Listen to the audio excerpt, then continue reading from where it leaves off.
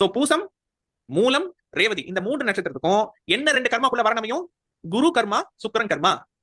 Okay, இப்ப சொல்லுங்க, குரு கர்மாக்கான பாவச்சேர்க்கை என்னென்ன? 1, 2, 5. கரெக்டா? கரெக்ட்டுங்களா? ஓகே, சுக்கிரன் கர்மாக்கான பாவச்சேர்க்கை என்ன? 1, 3. ஆக 1, 2, 1, 5, 1, 3 பாவச்சேர்க்கை. சரி, இப்போ குரு கர்மாக்கான கிரகம் என்ன? சுக்கிர கர்மா கிரகம் என்ன? குரு கர்மாக்கான கிரகம் என்னென்ன? லக்னத்திலேயே சூரியன், லக்னத்திலேயே சந்திரன், லக்னத்திலேயே செவ்வாய். லக்னத்திலேயே சூரியன், லக்னத்திலேயே சந்திரன், லக்னத்திலேயே செவ்வாய்.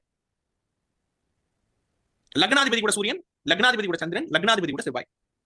பூசம், மூலம், ரேவதி நட்சத்திரத்துக்கான வரனை பத்தி பேசிட்டு இருக்கேன். ஓகேங்களா? சரி, அடுத்து வீடு. எந்தெந்த வீடு? மேஷம், ரிஷபம், மிதுனம், சிம்மம். மேஷம், ரிஷபம், மிதுனம், சிம்மம். இந்த 4 வீடுகள், மேஷம், ரிஷபம், மிதுனம், சிம்மம், இந்த 4 வீடுகள் லக்னமாக அமைவது. அல்லது வேற ஏதாச்சும் ஒரு வீடு லக்னமா விழுந்து லக்னாதிபதி போய் மிதுனத்துல, ரிஷபத்துல, மேஷத்துல, சிம்மத்துல. ஓகேங்களா? சரி, அடுத்து நட்சத்திர சேர்க்கை. திருவாதிரை, சித்திரை, திருவோணம், மிருக சீரிஷம், ஹஸ்தம், உத்திராடம். 6 நட்சத்திரங்கள். திருவாதிரை, சித்திரை, திருவோணம், மிருக சீரிஷம், ஹஸ்தம், உத்திராடம். இந்த 6 நட்சத்திரங்களுக்குள் ராசி நட்சத்திரம், லக்ன புள்ளி, லக்னாதிபதி நின்ன நட்சத்திரம். யாருக்கு அமையக்கூடிய வரன்? பூசம், மூலம், ரேவதி நட்சத்திரத்துக்கு அமையக்கூடிய வரன்